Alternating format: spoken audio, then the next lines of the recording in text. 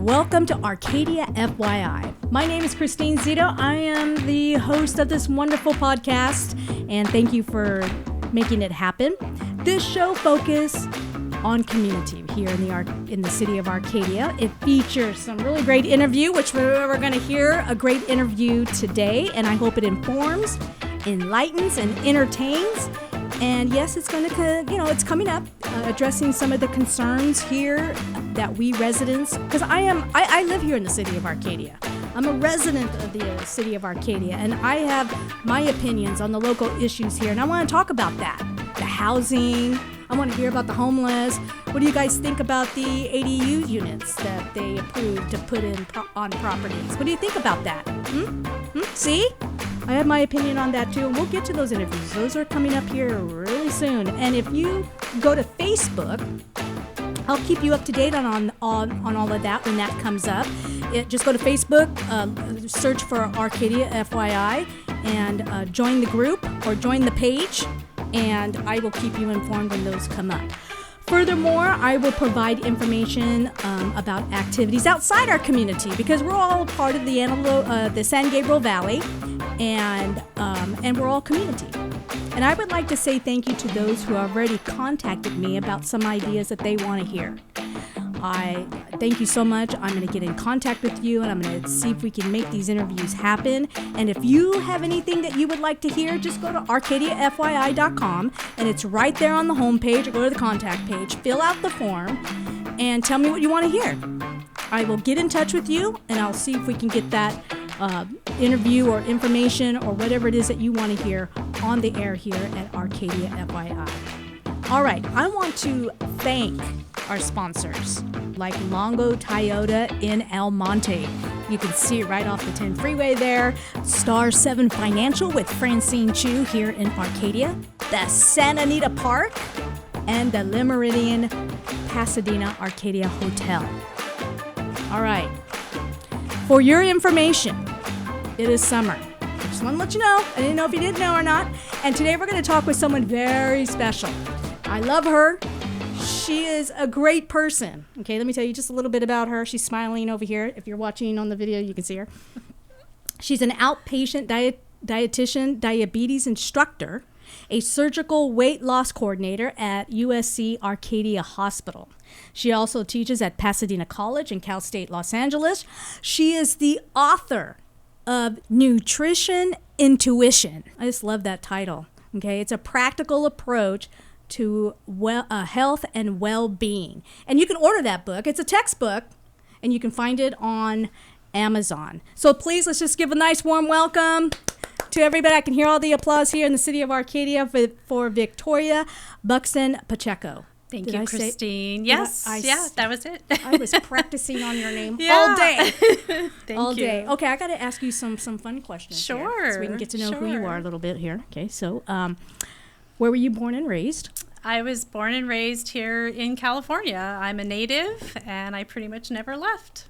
Well, where? I was born in Sun Valley. So okay. I was born in Sun Valley, but primarily once I was born, my parents moved to Pasadena area. So I kind of grew up right around Pasadena area. So you married, single, want to be married, want to be single? Yeah, married. I just celebrated my 28th wedding anniversary. Wow. Yeah. Congratulations, Victoria. I think that is so cool. Yeah, thank you so much. All right. So you're a food person. How do you throw a party? How do I throw a party? Wine. Okay, I'm there. Wine. Probably charcuterie, some Mediterranean type of foods going on. That's the way I would do it. Okay. I like the whole wine and food pairing. I'm learning more about that as I kind of get more experienced with drinking wine. I don't think I really need more experience per se, but I think as I look at more food and wine pairings, that's how I would throw a party. Yeah. Okay. Well, now you have two last names here. Yes. Buxton and Buxton-Pacheco. Okay, Buxton. Yeah. And Pacheco. Uh-huh. Okay, Pacheco is Mexican. Yes. Right? Okay. Yes. What is Buxton? Buxton is It's an English name. Oh, yeah. Okay. Do you kind of cook to those ethnicities? No, you know what? I tend to broaden my horizons when it comes to cooking. I really do enjoy cooking. I kind of, I've been in for a while. I've been into doing some French cooking on the easier side. I'm not too... French cooking? French cooking, yeah. So I really like French cooking. I like the dishes, but I also like the simplicity of some of the French dishes that I like to do at home. And that's interesting. I'm kind of a foodie when it comes to that, but I do enjoy cooking at home. See, that's why she's a nutritionist. That's right. So what has been your greatest kitchen mistake? Oh my gosh.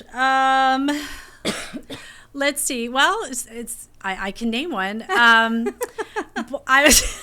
was boiling eggs of all things, and then also I'm hearing this like boom, boom. Yeah, I'm hearing this popping sound, and I go into the kitchen and my eggs are on the ceiling. Oh, what? And evidently I forgot. Yeah, don't ever boil eggs, and the water boils off. It's a big mess. Don't do it. So that's probably my most wait. mistake. You're boiling eggs and you found them on the ceiling of your kitchen. Well, yeah, because they explode. When the water comes out of the pan, they start exploding all over the place. So they were exploding. There was like some on the ceiling, some on the walls. So never again. Never do that. I'll never do that. Yeah. Okay. All right. With it being summer, first thing I want to ask is being how did you become a dietitian? Yeah, so I went to Cal State Los Angeles right out of high school. I was pretty new to college, and so I took a nutrition class. I kind of really didn't know what I was doing in terms of what I wanted to be when I grow up and things like that. So I kind of took a bunch of random things at Cal State. I didn't really have any direction per se. And I kind of fell into a nutrition class, and I was so captivated by the topic of nutrition and how nutrition impacts our health and wellness, and on every level, on every level. It's really such a big, if you take care of yourself and you really focus on that health and wellness, you can do so much with your well-being in the future. And so it's really just that's how I got into nutrition. And the class was taught by a dietitian who became an amazing mentor of mine. Now, but your title that I saw is you deal with diabetes. Is that kind of like a specialty? Yeah, it is. So when I started, I've been at USC Arcadia, now formerly Methodist. I've been there now for about 20 years. So I started working in diabetes very early into my career there at the hospital. And so much of what I learned, I worked with a nurse who was very knowledgeable, and then it just sort of developed into my own over time. And so I still teach the diabetes classes there. 20 years. 20 years, yeah. Wow. Okay, so Brian Green just walked in. He's the marketing. And that's why you hear the extra noise there. So now, what is a surgical weight loss coordinator? Yeah. So one of the programs that we have at USC Arcadia is a surgical weight loss program. So what we do is people that, have potentially tried to lose weight on their own and they haven't been able to, they will seek a surgical intervention to lose weight. And so then what they do is they're going to come to us at the hospital, and then we work with several surgeons in the Arcadia area. And then basically my job as a dietitian is to help them prepare for the before and the after what comes with having surgical weight loss. How long is that journey for someone? For typically? A lot of times it's about 6 months that the patient will have to go through a series of types of, like, they have to take nutrition classes, they have to do psych evals, they have to meet with their surgeon. So it takes about 6 months to prepare them. And, within that 6 months, they're trying to learn, or they should learn, lifestyle changes and how are they changing their food, their diet? Yeah, well, they should. Just like it does, it shows on TV. Exactly. Yeah, well, not it. Yeah. I love those people that come to me and they're like, I want to lose weight like somebody on The Biggest Loser. I'm like, well, no, it's not going to happen like that. But, or my 1,000-pound life at that one doctor in Texas. Yeah, exactly. So it's that. So surgical weight loss is an intervention to help mitigate obesity. So yeah, it's a good program. Do you do the surgeries? Yeah. Yeah, right. Yeah, they wouldn't give me any of those instruments to work with. I've seen them. I get to watch the surgeries. That's fun. Yeah, I can. My mom worked at USC, or she retired from USC 16 years, I think it is. And she used to come home with these stories from the emergency rooms like, oh my goodness. I bet. Yeah. Yeah. That's how I said, Mom, I'm going to be an actress when I grow up. Yeah. I'm gonna be. So, with the summer here now, I think we forget, there's a lot of things that we forget to do when it's hot. What would be like the number one thing that you want someone to know when, now we're in the midst of summer, we're here in July, and what would be like the one thing that you would want them to be aware of? Yeah, so I think it's all, obviously, I think it's an easy answer. Hydration is going to be key. I also think it matters in terms of what you're drinking. I think if you're drinking iced coffee all day, I mean, you're not going to get that, same thirst satiation as you would with just drinking water. Some people really don't like to drink just plain water. But I think there's several things you can do to stay hydrated in the summer. What are some of the drinks, though? Okay, so here's the number one. How many, this is a 17 ounce. It says 16.9, right. But it's, 17 ounce. How many of these 7 ounce bottles should I be drinking a day? So, that's interesting because there used to be that drink those 8 cups or 8 ounces, but I really don't think that recommendation is it's I would call it outdated. So the amount of water did you hear that? drink, it's outdated. It's a little outdated. So the amount of fluids that you drink on a daily basis would really depend on how much are you spending outdoors versus indoors? What kind of activity are you doing? What's the temperature outside? I don't think we've really gotten into the high 90s just yet here locally. But at the same time, you want to stay hydrated. So I think it's really going to depend on the individual. It's also going to depend on your activity level, and it's going to depend on what you're doing that day. How much time are you spending outdoors? How much time are you going to spend indoors? And are you doing some sort of physical activity that you would need more hydration? Okay, so let me ask you this then. So if I spend most of my time indoors, how much water should I be drinking? It may go back to that just drink, obviously drink enough water to stay hydrated. One thing that's so interesting about hydration, and maybe we don't think about it enough, is that we have it's called a lag time for thirst.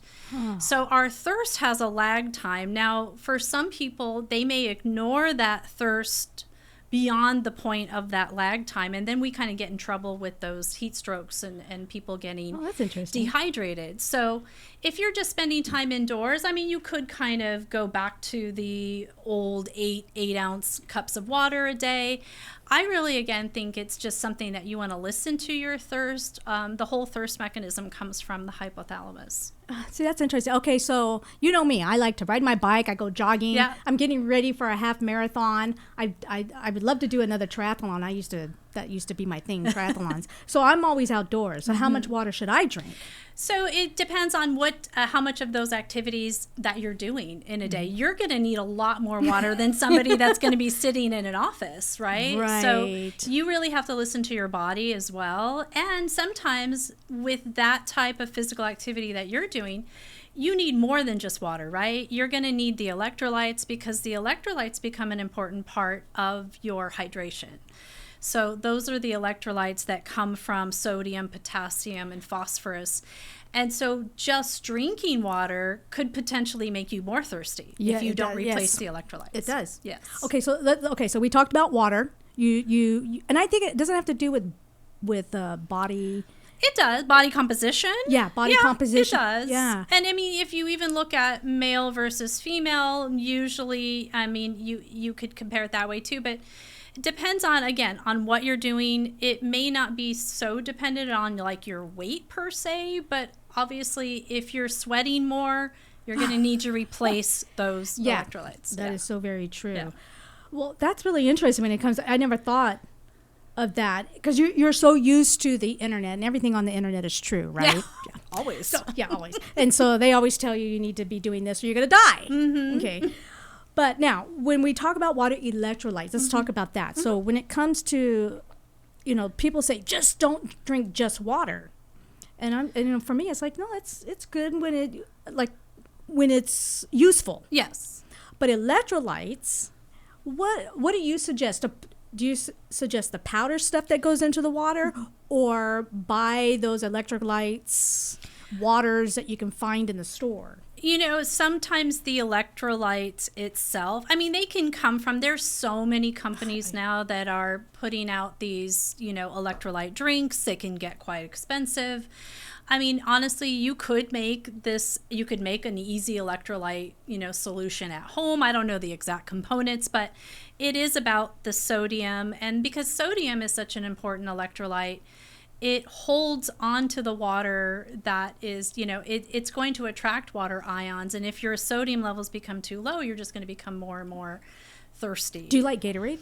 I'm not a Gatorade person. Okay. I'm not, because in a Gatorade, there's almost as much sugar, if not the same amount of sugar in Gatorade as if I were to just drink a soda. But, so I really, I'm concerned about electrolytes with sugar when we don't need all that extra sugar in the drink. Right. For me, I like Gatorade. I do go with the lower sugar. But I do like it because when I'm out there riding my bike. Oh, yeah. Like I'll ride from here in Arcadia all the way to the Rose Bowl and back. Oh my gosh. I love it. I love it. I love being on my bike. But anyway, when I'm riding and I'm going and I grab for my Gatorade, it's so good. Refreshing. Yeah. Because of the salt more than anything. Yes. Replacing that salt. Right. That's so important. Because that's basically you're going to sweat off the extra salt and you got to put it back. This is so great. There's so many other things I want to talk to you about. But let's get to the food part of it. Sure. So you have your water. What is the worst food to eat on a hot day? I don't know if there is one. I really don't. I don't like to teach or educate or talk about foods as good and bad. Oh, okay. I always think there's room for everything. But I think it's more obvious that you're in the summer temperatures, we tend to want to eat more, sometimes lighter. We want to eat more vegetables. We want to do those things anyways for our health. We want to eat those vegetables, and our fruits, they have a lot of water in them, so they can contribute to hydration for sure. So it just depends on, but if you're going for, lighter foods, I don't know, maybe you don't want to eat hot chili on a 100-degree day. Maybe that's something you don't want to do. But, it depends. To each his own, I wouldn't categorize foods as good and bad. I would just say, I think it all comes back to hydration, even outside of your food choices. Heat, for me, it does not make me hungry. No. Yes. Heat just like zaps your appetite. It does. So what do you do do I just force myself to eat? Or? No, I really think, again, depending on your physical, if you're taking a bike ride that day, you're not going to go fasted. I would hope you don't anyways. No. So I think it's going to depend on the activity. If you're, whatever that, maybe you're just going to, and even the time of day that you exercise will sort of impact the hydration as well. But when it comes to you're not hungry, I get it. So maybe you might want to think about drinking a protein shake that's cold, that you can add fruit, you could add vegetables to it, and then that would still give you hydration, but still give you protein grams at the same time without having to sit down and eat a meal. But you want to have something, you want to eat something if you're going to go do that type of lengthy activity. Okay, for the average person who's not as athletic as I am. Yes. When you talk about food plans during the summer, yeah, what would be the most typical food plan that you would share with someone during summer versus winter? Yeah. Or is there a difference? I think it's, again, going to depend on you and what you're doing that day. I think we tend to, I kind of like to talk about maybe seasonal eating when it comes to whatever's the most freshest out there. When you go to the markets, try to buy what's in season. You're going to save money that way. Versus when it's in fall or winter, you kind of tend to gravitate towards those fall foods anyways. I would say most people don't eat like hot soups in the summer. Maybe you want to do some gazpacho or something, cold soups. But I think it's when it comes to like, if you're talking about meal planning, I would still put the emphasis, like I personally, I don't like to eat in the morning. So I'm going to be the one to do the protein shake with some vegetables and fruit in it. And, I'm not one to eat if I'm not hungry, but I don't want to skip a meal either. So meal planning means, you're also not skipping the meals and you're not waiting too long. Because what's going to happen if you wait too long in between meals? You're going to starve? Well, no, but if you're getting so hungry by the next meal, you're likely to overeat, and that's what we don't want to. That's good. That's very true. You're going to overeat if you're waiting too long in between the meals. And people think that you're losing weight, but you don't. No, you're really kind of You're really teaching your brain to do something else when it comes to the lack of food. So because summer, I think, is the most type of season that is just so different from other seasons when it comes to appetite, when it comes to health. I mean, a lot of people are out a little bit more, but when the heat comes on, so the number one thing that we should be aware of is hydration. And the type of foods that we eat is basically up to what we're doing that day or what we feel that day. Sure. So I guess the question I'm asking when it comes to meal planning, in the plan, are you putting more fruits in your plan more than vegetables, or is there? Because summer is just the only reason I say that, because summer is during winter. It's for me personally, it's just easier to eat, to plan food. And you can almost eat it, but during the summer, it's like I go less on certain things and more on other things. And that makes sense. Yeah, that makes sense. Sometimes I think in the summer we also don't want to turn on our ovens, and we don't want to cook a lot of things like that. So maybe we turn to convenience foods, which can sometimes get us into trouble. But if we did more salads with protein and we did fruits, you were mentioning eating fruit is going to be important, but it's still, we don't want to overdo it, right? There's always that too much of a good thing. We don't want to eat carrots and you look orange after a while. Exactly, you might. So I think it's a balance. I would say it's the balance of those fruits and vegetables throughout the day. And again, maybe you don't feel like cooking, and so you're going to gravitate more towards eating the salads. Or I think you're right. A lot of times in the summer, our appetites are maybe a little bit lighter.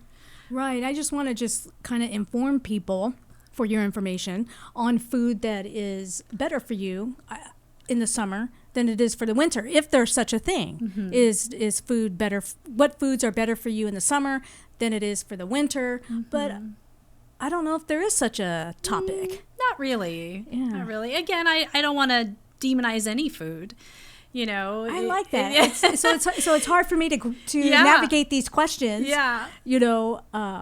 But I think for the family, I think it's just a matter of planning accordingly to the health of the person, right, and the health of their family, right. So let me ask you this: is watermelon too much water to eat all the time? Well, watermelon is still a fruit. It still has sugar. I mean, you can overdo it, I think, as with any fruit. Oh, you know what? With the sugar, let me ask you something about sugar. I've always wanted to ask somebody this. And you and I have had conversations because of the things that I go through. But like sugar, I've cut back on sugar. Okay. And what a difference in my life. I mean, I feel more energetic. So now I'm careful with, like, watermelon. It has its own natural sugar. So if I were to make like a watermelon drink, so and it tastes great, and then I add the sugar, more sugar, Now, wouldn't that be not a good thing to do? Right. So that's where we kind of lose the nutrient density of it, and we end up making it more calorie dense. Yeah, so, yeah, it does. And I've learned a lot about carbs. Yeah. So I don't eat a lot of carbs at night because I don't want it sitting in my system overnight. And then when, the only time I eat carbs at night is when I do a race or something the next day. Makes sense. Because then I get up and I burn that all off. Yes, you are. Yeah. So, okay, going back to sugar. I mean, we can go on and I can just talk to you about all this stuff and food and the things I've learned when it comes to food, especially during the summer. What other tips and safe things that people should be doing during the heat? Yeah. I mean, I think we think about grilling outside. We could talk about grilling. We could talk about, if you're cooking more outdoors, there's ways to do that in a healthier way. I know sometimes as a dietitian, we talk about grilling things that are not overly burned because that can create a carcinogen, what we call a carcinogen. The burned meats and things like that that we often see. So that could be a whole nother topic. I love grilling during the summer. Yeah. Better than heating up your house. Yes. Yeah. And you can grill vegetables, you can grill protein, and you can I'm going to grill some plums this weekend. You're going to grill plums? Yes, I'm going to grill a plum. I am. You just cut them, in half and get the little seed out, and you can grill plums. Put a little frozen yogurt over it. It's amazing. My gosh. Yes. I've never even heard. What else? What other fruits can you grill? Peaches. Peaches? You can grill peaches. Yes. Yeah, wow, you can grill those. Have you heard of this, Brian? Have you grilled a peach? No. Yes. So good with a little bit of, I like it with frozen yogurt. You can do it with regular ice cream. It comes out really good. And they're pretty sturdy fruit, so they'll hold up to the grilling. It's not like you're going to they're not going to turn to mush. Right. Because I like grilling vegetables like zucchini. Yeah. See, that's one of my asparagus. Yes, that's like one of my favorites. Wrapping it up in bacon. Yes. Oh my God. Is bacon okay? Well, bacon is. I'm like, bacon's one of those things that, it's all about the balance, right? So I don't think you have to do without it, but it's all about the balance. Prosciutto would be maybe a thinner, better choice. Oh, okay. Yeah, it is one of my favorite vegetables that I'm addicted to now is spaghetti squash. Love that. Yes. My gosh, it is so good. I love spaghetti squash. I mean, you can almost eat it by itself. Yes. And because usually I'm Italian, so I make it like spaghetti and put my spaghetti sauce on it and some meatballs once in a while. Yes. Or I put a bunch of vegetables on it like broccoli and so good cauliflower. and low carb. It's such a great low carb option. Okay, carbohydrates. What are good carbohydrates to eat before going to bed? Which would be, I guess I'm asking what they're lower carbs. Yeah. So if you look at, it depends on what you're going back to what you're doing, but we don't want to go to, I always talk about carbs being, again, not to pick on one particular one, but I think the key with carbohydrates is fiber. If that has good fiber in it, and it's going to make it a better choice. How about we use that word instead? Okay. It's going to make it a better choice. So things like a sweet potato instead of a white potato. The spaghetti squash. A white potato, talking about just like plain white russet potatoes. Oh, because I love the white sweet potatoes. Yeah, well, those are, sweet potatoes still have more fiber. Yeah, they have more fiber, and they're better. They're more nutrient dense, per se. Okay. Even the purple yams. Have you seen those? Oh, love it. Yeah. I got on this vegetable kick and learning learning vegetables. Those are good to grill, too. Yeah. Oh, really? Yes. Grill those purple yams. Oh, so good. Can you grill spaghetti squash?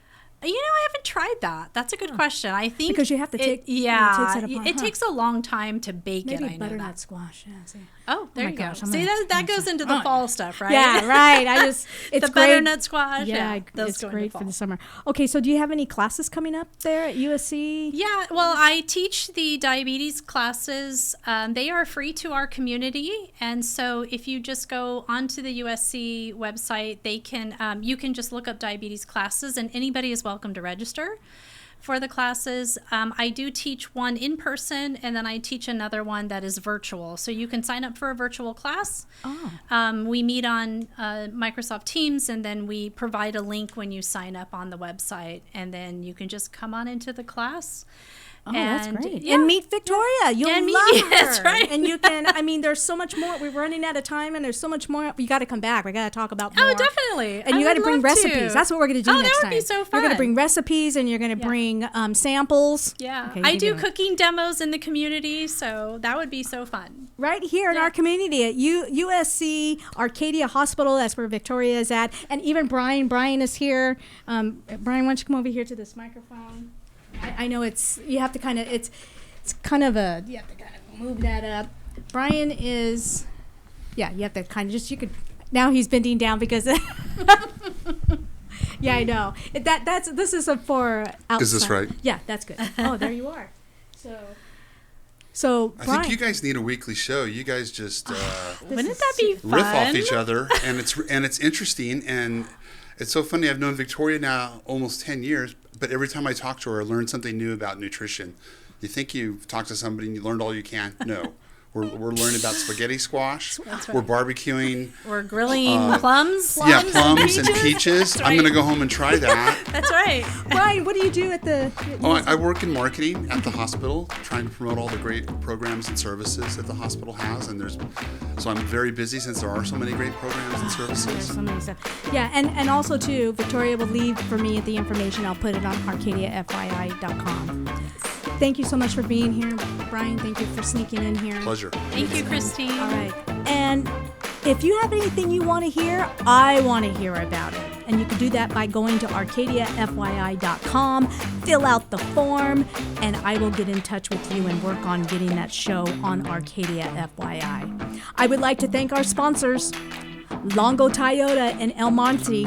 You got to stop by. They're on this huge acreage. It's like a mall. You just got to check it out. Star 7 Financial with Francine Chu. I love you. The Santa Anita Park in Arcadia. Chelsea, you are wonderful. Pete's even going to be on. Pete Ciboreau is going to be on talking about the Olympics and other things that you probably don't even know that go on at the Santa Anita Park. It's really a lot of fun. And to Gabby and Blanca over at the Le Méridien Pasadena Arcadia Hotel. They're great people. I love that hotel. You got to go to the bar. You got to go to the restaurant. There's so many things that happen in Arcadia. Until next time on Arcadia FYI, be blessed and make it a great day. Make it a great week.